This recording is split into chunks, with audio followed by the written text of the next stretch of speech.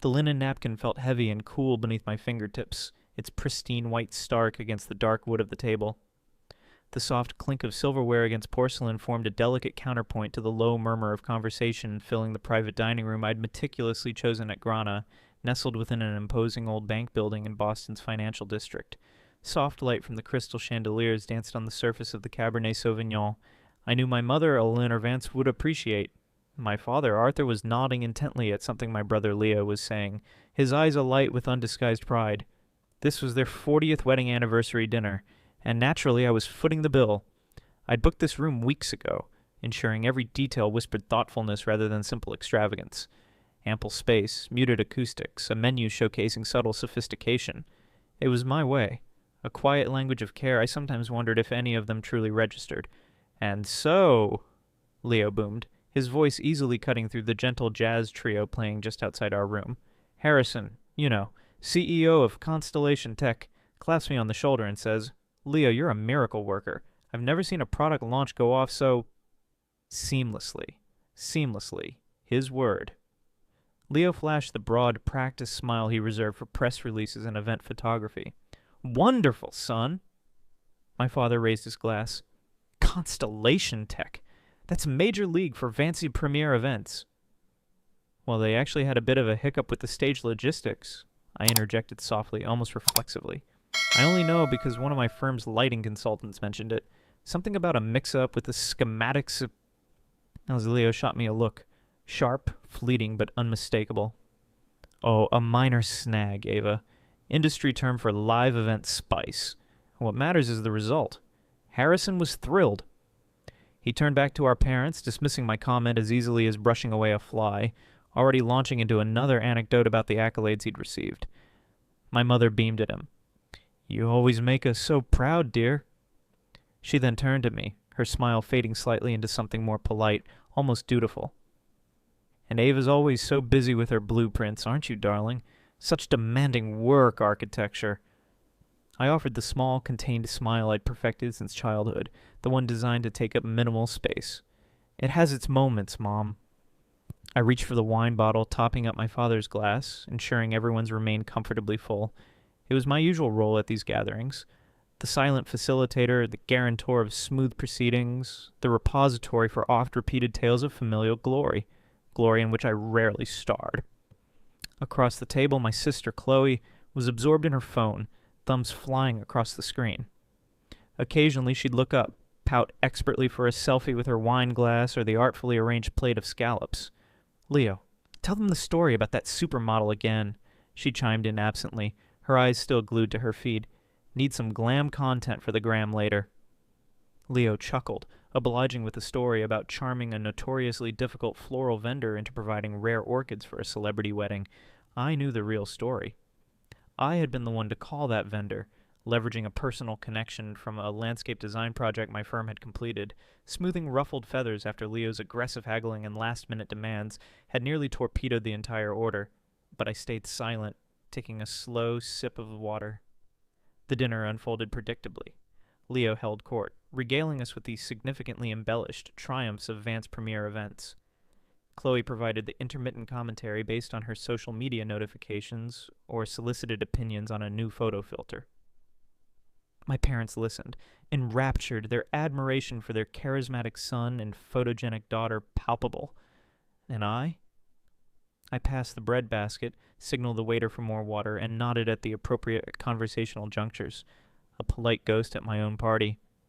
After dessert, an exquisite opera cake adorned with "Happy 40th Anniversary" scripted in white chocolate, Leo pushed back his chair and clapped his hands together, commanding attention. His smile was wider, brighter than before. "Mom, Dad," he announced, his tone taking on a theatrical gravity, "on this momentous occasion, Chloe and I wanted to give you something special, a little surprise to capture the incredible journey of the last 40 years, a tribute to the Vance family legacy." As if on cue, the lights in the room dimmed slightly. A projector screen descended smoothly on the opposite wall. My parents gasped, performing surprise and delight. "Oh, Leo, how thoughtful!" my mother exclaimed, hand fluttering to her chest, her eyes already misting over. "Well now, what have you two cooked up?" My father chuckled, leaning forward expectantly. Chloe finally put her phone down, her expression genuinely eager. Leo connected his laptop and the screen flickered to life. The Vance family legacy, 40 years of love, appeared in an elegant, slightly generic font, accompanied by soaring, sentimental piano music. Then the images began. Grainy 8mm footage filled the screen. A toddler Leo taking his first steps into Dad's waiting arms. Leo in a too-big baseball uniform, grinning gap-toothed after a game. Chloe, a whirlwind of pink tulle, attempting ballet leaps in the living room. Sharper photos followed. Leo, confident in his cap and gown on college graduation day, flanked by beaming parents. Chloe, sun-kissed and carefree, posing by the Eiffel Tower during her post-high school European tour. There were family vacations to Cape Cod, Christmas mornings by glittering trees, birthday parties, all featuring Leo and Chloe, front and center, vibrant, laughing, alive. My parents were always there, arms wrapped around them, gazes filled with adoration. The montage shifted to the present day. Sleek, professionally shot clips showcased Vance premiere events. Leo shaking hands with smiling, important-looking people. Leo addressing unseen crowds from podiums. Leo directing staff at lavish galas.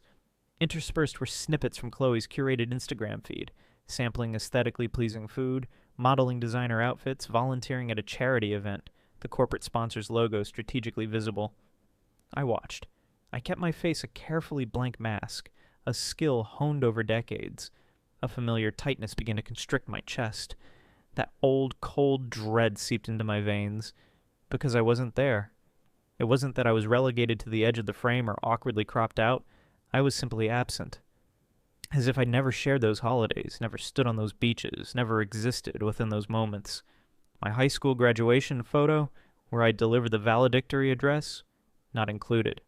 The award ceremony where I received my first major architectural design prize in college, vanished. Not a single frame captured my presence in this grand tapestry of family legacy. No, wait. There was one image, a blurry group shot from a backyard barbecue years ago, maybe Leo's 8th birthday. I was tucked in the far corner, half obscured by a low-hanging branch, wearing a frumpy hand-me-down dress I vaguely remember belonging to Chloe the year before. I looked small, uncomfortable, utterly disconnected from the joyous energy of the main group. That was it. My sole contribution into 40 years of Vance history. I felt the blood drain from my face, but I forced myself to sit straighter, my hands resting limply in my lap. I took a slow, deliberate breath. This wasn't an accident. This wasn't an oversight. This was an erasure woven into the very fabric of their narrative, perhaps unconsciously, but no less brutal for it. They simply didn't see me. They never had. Beside me, my mother was dabbing her eyes with her napkin. "Oh, Leo, it's beautiful, so moving," she whispered, her voice thick with emotion.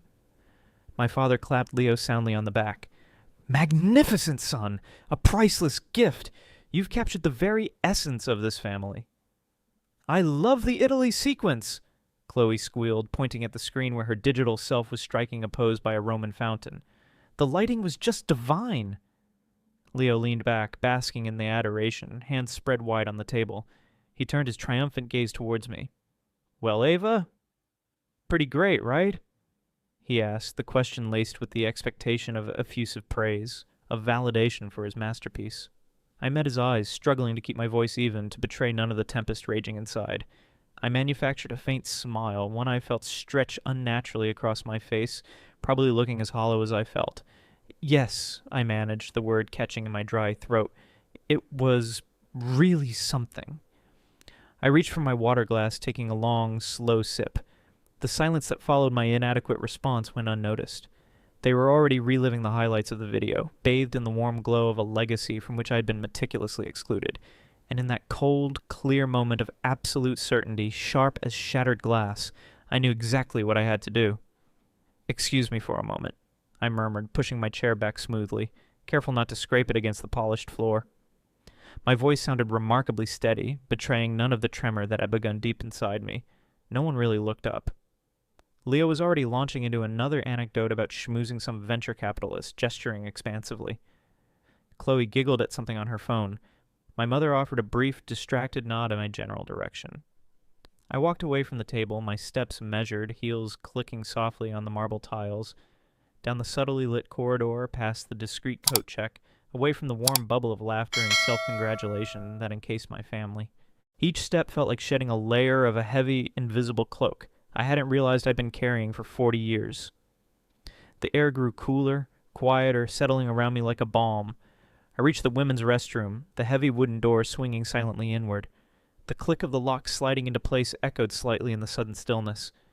It sounded definitive, final. Inside, cool marble countertops gleamed under recessed lighting. The low hum of the ventilation system was the only sound. I leaned against the edge of the counter, the stone cold against my palms, and looked at my reflection in the expansive mirror. My face was pale, my eyes perhaps a little too bright, but the polite, accommodating mask was still firmly in place. The architect, the reliable daughter, the quiet one, the one they could always count on and always overlook. Fleeting images flickered through my mind. A forgotten birthday promise, a solo parent-teacher conference, the casual dismissal of my firm's early successes compared to Leo's potential. Decades of tiny cuts, invisible wounds, culminating in that 10-minute video erasure. It wasn't just the video, it was everything. Always everything. There was no hesitation now. The herd had finally coalesced into something hard and sharp. Resolve. I took out my phone, the sleek glass cool in my hand. I opened my email app. The draft was right there, at the top, composed earlier that week during a moment of grim foresight, a contingency plan filed away, a just in case. The subject line was simple. Update regarding vendor partnerships and referrals. The body was professional, concise, meticulously worded. It spoke of evolving strategic priorities within my architectural firm, Sharma Design Associates, a renewed focus on partners demonstrating exceptional documented commitment to sustainable practices and operational transparency. It politely stated that, effective immediately, SDA would be adjusting its preferred vendor lists and referral protocols accordingly. It mentioned no names, contained no accusations, just cool corporate language. But my network, the influential clients, the high-profile developers, the industry connectors, who trusted my judgment and often asked for recommendations for event planners for their own launches and galas, they would understand the subtext, the implicit endorsement of Vance Premier events, the steady stream of quiet referrals I'd sent Leo's way for years, masking his company's deficiencies. That lifeline was now severed. I stared at the screen for a long second, not wavering, but acknowledging the weight of the moment, picturing Leo's face when the calls stopped coming, imagining my parents' bewildered confusion turning inevitably to blame, directed as always at me. It wouldn't be immediate. It would unravel slowly, subtly at first, but the mechanism was now in motion. My thumb hovered over the send icon. One decisive tap. Message sent. I slipped the phone back into my pocket, took a deep breath, smoothed the lapels of my silk blouse, met my own gaze in the mirror one last time, seeing not the forgotten daughter but a woman drawing a boundary. Then I unlocked the door and walked back. The atmosphere at the table was unchanged. Leo was illustrating a point about leveraging social media synergy, something Chloe seemed vaguely interested in. My father was refilling his wine glass. My mother was showing Chloe a picture on her phone. My chair was still slightly warm from my body heat. No one asked where I'd been. No one seemed to have registered my absence at all. I sat down, picked up my dessert fork, and took a bite of the rich opera cake. It tasted like ashes in my mouth. But I smiled. That quiet, accommodating smile they knew so well. They had no idea what I had just done. But they would. Oh, they would. The opera cake dissolved on my tongue, leaving a cloying sweetness that couldn't mask the bitter taste rising in my throat. Back in the warm, oblivious bubble of my family, I played my part, nodding at Leo's triumphant pronouncements about synergy and brand elevation, offering a non-committal smile when Chloe showed me a filtered photo of her dessert, captioned, "Anniversary Vibes Dadish Family Goals." The irony was a physical ache behind my ribs. Family goals. Whose family? Whose goals? The carefully constructed Vance family legacy, presented moments ago, had made the answer chillingly clear. It wasn't just the shock of the video, the blatant erasure. It was the weight of cumulative history, the 1,000 paper cuts of being overlooked, coalescing in that single polished presentation. Sending that email hadn't been an impulsive act of revenge, born solely from that evening's insult. It was the quiet, inevitable snapping of a foundation that had been crumbling under silent pressure for years. To understand the click of that lock in the restroom, the decisive tap on my phone screen, you have to understand the decades of quiet that preceded it. Growing up in the Vance household, nestled in a leafy, affluent suburb just outside Boston, felt like living perpetually in the wings of a stage where my siblings were the stars. Leo, the firstborn son, was magnetic north. Everything gravitated towards him. He was charming, athletic, effortlessly confident, or so it seemed. Every scraped knee was treated like a war wound. Every goal scored in a junior league soccer game recounted with epic grandeur by my father. He was destined for greatness, they implicitly believed, groomed to carry the Vance name, whatever perceived weight it held, forward. Then came Chloe, the effervescent surprise, arriving 6 years after Leo. She was the social butterfly, fluttering through rooms, collecting smiles and compliments like pollen. Cute, bubbly, armed with a precocious wit, she knew instinctively how to capture attention, how to charm adults and wrap my parents around her little finger. She filled the house with laughter, drama, and an endless stream of friends. And then there was me, Ava, sandwiched awkwardly in the middle, 3 years younger than Leo, 3 years older than Chloe. I was the quiet one, the observer, the studious one, as my mother called me, a label delivered with a faint air of affectionate pity, as if preferring books to boisterous play was a mild, incurable affliction. I wasn't difficult, didn't demand attention. I learned early that my needs, my achievements, my very presence registered differently on the family Richter scale. I remember winning the citywide science fair in 8th grade. I'd spent months meticulously researching and building a model of like a sustainable urban dwelling. I carried the oversized blue ribbon and certificate home, heart pounding with pride. My mother glanced up from a catalog. "Oh, that's nice, dear," she'd murmured before immediately turning to Leo, who had just burst through the door, complaining about a disagreement with his basketball coach. My science fair victory dissolved into the background noise of Leo's adolescent drama. That same weekend, my father spent an hour helping Leo perfect his free throws in the driveway, recounting the play-by-play later at dinner. My blue ribbon remained on the kitchen counter, eventually buried under mail and grocery lists. Chloe, meanwhile, could earn applause simply for recounting a funny story from school or demonstrating a new TikTok dance. If I hesitated while speaking, wrestling with the right words, a shyness often exacerbated by the pressure to perform in their outgoing orbit, I'd be met with impatient prompts. "Spit it out, Ava," then from Leo, or my father's jovial but cutting, "Cat got your tongue again?" I learned to speak less, to retreat into the safer world of thoughts and observations. Family vacations, captured so glowingly in Leo's tribute video, felt different from my perspective. I was often the one holding the bags while Chloe posed for pictures, the one reading a book on the hotel balcony while Leo charmed the staff at the pool bar. Family stories, recounted endlessly at holidays, invariably starred Leo's exploits or Chloe's adorable antics. I was a supporting character at best, often just part of the scenery. I learned to be self-sufficient, to find my own entertainment, my own validation. School became my sanctuary, then my proving ground. While Leo skated by on charm and last-minute cramming, and Chloe focused on social standing, I poured myself into academics. Structures, systems, logic. These made sense in a way the shifting dynamics of my family did not. Architecture called to me, a discipline demanding both creative vision and rigorous precision. It felt like something solid, something real I could build for myself. My parents were vaguely pleased when I got into a prestigious architecture program. "Well, isn't that sensible?" my father had remarked, as if I'd chosen accounting. "Good job security in building things." They attended my graduation, of course, but the celebration felt muted compared to the lavish party they'd thrown for Leo's business degree completion a few years earlier. Launching Sharma Design Associates after working for a few established firms was the hardest thing I'd ever done. The early years were brutal. Endless hours spent drafting and networking, navigating the ingrained biases of a historically male-dominated field, stretching every dollar, taking calculated risks that left me breathless with anxiety.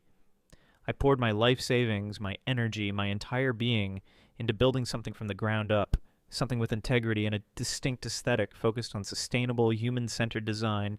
During those critical years, my family's interests remained superficial. Calls home were usually dominated by the latest developments with Leo's fledgling event planning company, Vance Premier Events, launched with fanfare and parental seed money, or Chloe's burgeoning career as a lifestyle influencer. "How's the blueprint business, Ava?"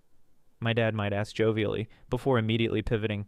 "You won't believe the contract Leo almost landed."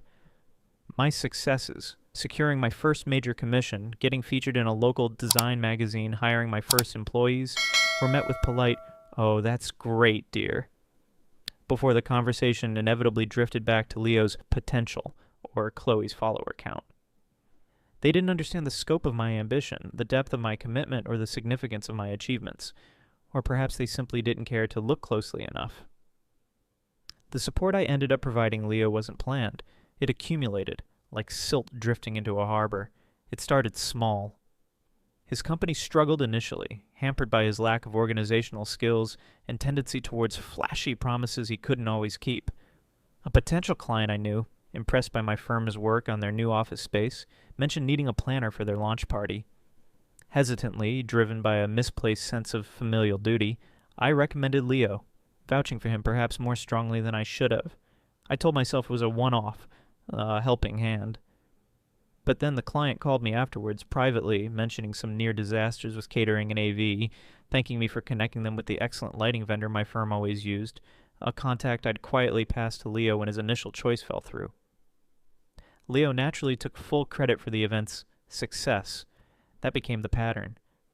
Seeing his disorganization, his knack for choosing unreliable suppliers, I started subtly steering reliable vendors his way. Caterers, florists, technicians I trusted for my own projects. When a high-profile charity gala he was planning nearly fell apart due to his poor budgeting, I spent hours on the phone with him, walking him through cost-saving measures and logistical replanning, skills honed by managing complex architectural projects. He took the advice, the event went reasonably well, and he later bragged about his innate knack for crisis management. He'd call, increasingly frantic before big events. "Ava, do you still have the contact for that amazing linen supplier?" Or, "My AV guys just bailed. Any chance your tech wizards are free?" I always helped.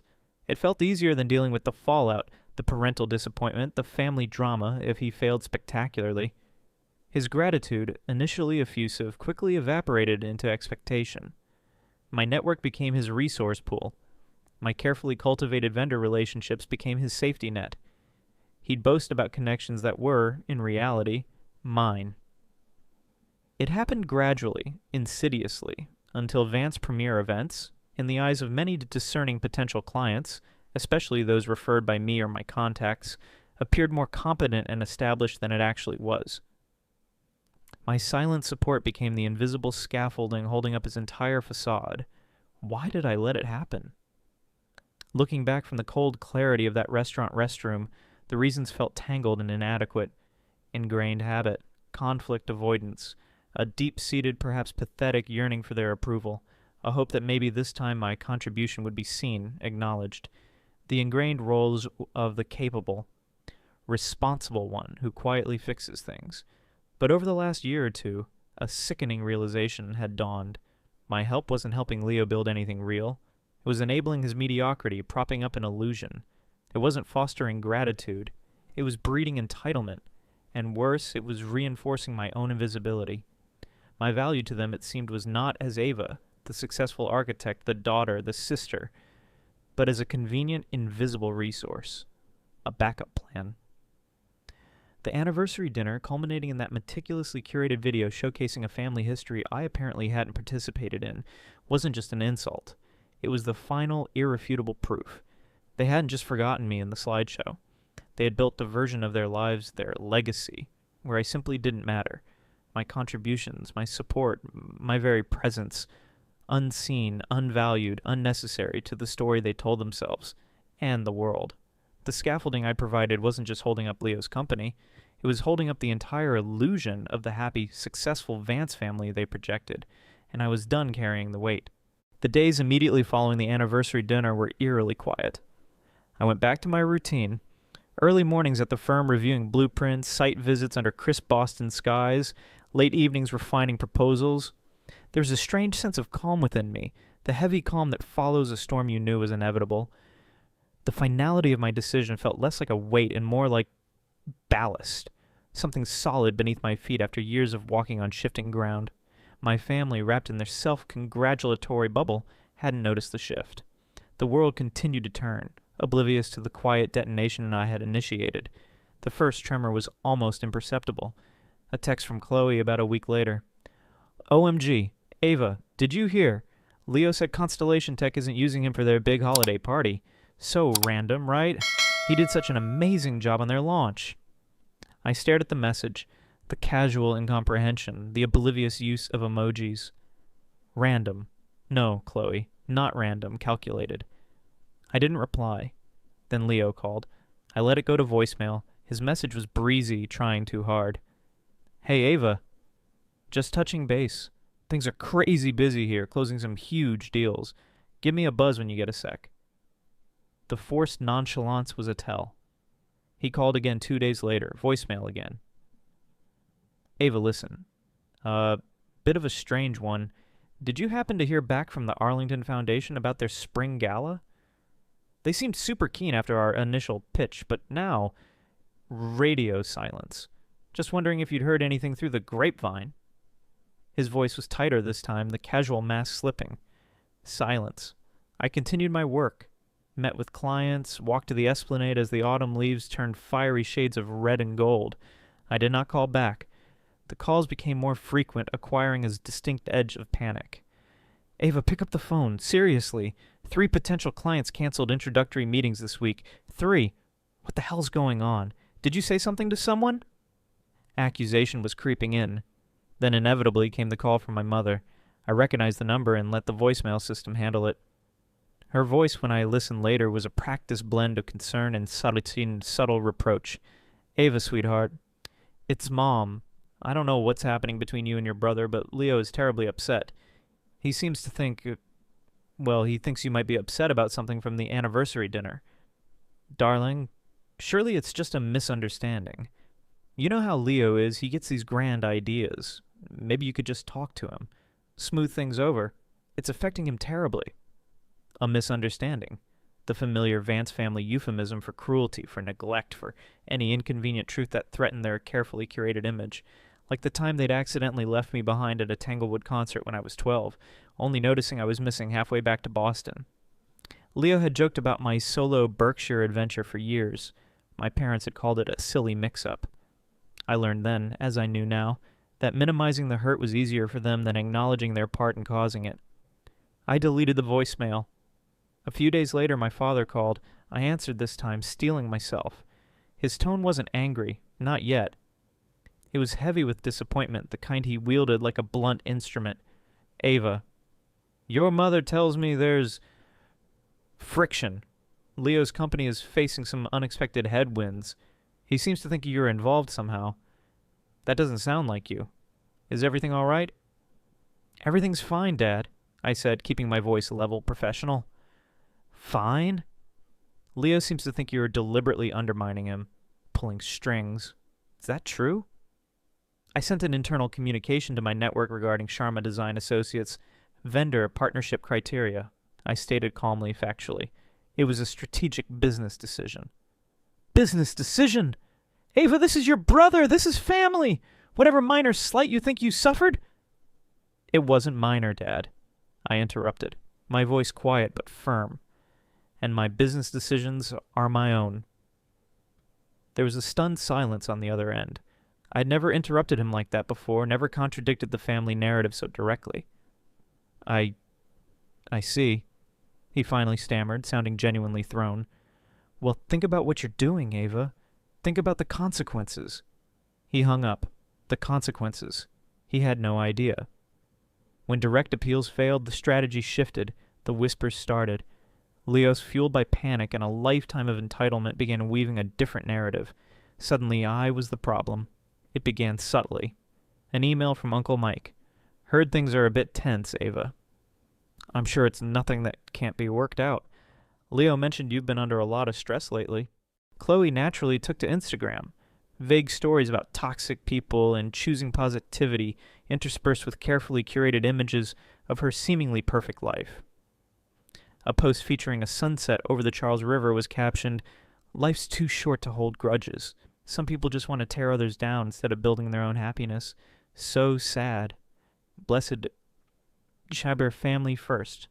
Positive vibes only." The narrative solidified. Ava Sharma, the quiet, unassuming architect, was secretly bitter, unstable, jealous of her brother's success. What success? She was lashing out, using her connections to destroy his livelihood because of some perceived slight, likely stemming from deep-seated emotional issues. It was a masterful deflection, painting the victim as the aggressor before anyone looked too closely at Leo's precarious situation or the family dynamics that enabled it. I encountered Leo once, unexpectedly, at a gallery opening in the Sowa district. He approached me, his usual charm replaced with a strained, accusatory glare. "Really, Ava? Really? After everything? Trying to ruin me?" I met his gaze coolly. "My business decisions reflect the best interests of my firm, Leo. Perhaps you should focus on yours." I turned and walked away, leaving him sputtering in my wake. I didn't fight the rumors directly. Engaging would only legitimize them, drag me down into their messy drama. But I didn't hide either. When trusted clients or respected colleagues, people whose opinions I valued, reached out discreetly, perhaps having received a desperate pitch from Leo or heard the third-hand gossip, I responded with quiet, professional honesty. To a developer who asked why I hadn't suggested Leo for his latest project launch, we've recently updated our internal guidelines for vendor partnerships, prioritizing firms with demonstrated track records in complex logistical management and sustainable event practices. To an industry mentor who gently inquired if there was trouble between my firm and Leo's, Sharma Design Associates is focusing its collaborative efforts where there's strong alignment in operational standards and strategic vision. Unfortunately, that alignment wasn't consistent with Vance Premier events. No emotion, no accusations, just calm, factual statements delivered with the quiet authority I'd earned through years of hard work and integrity. My reputation, built meticulously brick by brick, stood in stark contrast to Leo's increasingly frantic attempts to salvage his. People noticed. The polite deflection, the professional distance. It spoke volumes more than any angry denial could have. The cracks in Leo's facade began to widen into chasms. A major charity gala, one he'd landed before my email's effects fully took hold, was reportedly plagued by logistical errors, double-booked musicians, insufficient staffing, a near-disastrous catering mix-up. Word travels fast in Boston's interconnected circles. Potential clients grew wary. His pipeline, once fed by the illusion of competence propped up by my network, dried up to a trickle. He became more desperate, undercutting competitors on price, making promises he couldn't keep, further damaging his dwindling reputation. Chloe's curated online world also seemed less glossy. Fewer sponsored posts appeared. Her follower engagement dipped. Perhaps the brands she courted were wary of associating with the negative buzz, or perhaps the wellspring of freebies and access facilitated by Leo's connections was simply running dry. My parents grew increasingly agitated. Their calls became less frequent but carried a heavier weight of unspoken anxiety. Their social standing, tied partly to the reflected glory of their successful children, was likely taking a hit. The whispers weren't just about Leo's failing business anymore. They were about the Vances, the family with the difficult daughter and the son whose star was rapidly fading. The legacy they cherished was starting to tarnish, and they still didn't understand why.